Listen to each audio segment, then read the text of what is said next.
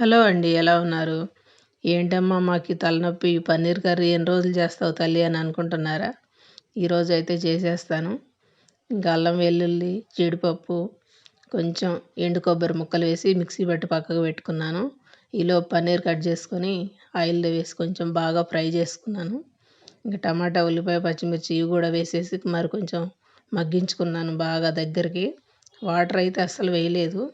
ఇంకా ఉప్పు, కారం, పసుపు ఇవి కూడా వేసుకొని మరో 10 నిమిషాల పాటు మగ్గించుకున్నాను. మగ్గిన తర్వాత ఇంక ఈ మనం మిక్సీ పట్టుకున్న పేస్ట్ మొత్తం వేసి కొన్ని నీళ్లు పోసుకున్నాను. ఇంకా అది కూడా మరో 10 నిమిషాల పాటు మూత పెట్టుకొని బాగా ఉడికించుకున్నాను. ఇంక ఉడికిన తర్వాత ఇంకా పన్నీర్ ముక్కలు వేసేసుకోవడమే. పన్నీర్ వేసిన తర్వాత ఇంకేముంది, ధనియాల పొడి, కొద్దిగా గరం మసాలా ఉంటే, లేకుంటే ఇంక అంతేను. మసాలా ఎవరు తినేదాన్ని బట్టి కొద్దిగా కొత్తిమీర కూడా వేశాను. ఇంకా దగ్గరికి మరో 5-10 నిమిషాలు మీడియంలో పెట్టి ఉడికించుకున్నాను. లేదంటే అడుగంటిపోద్ది. కొద్దిగా నెయ్యి వేశాను. వీడియో నచ్చితే చిన్న లైక్ ఇవ్వచ్చు కదా.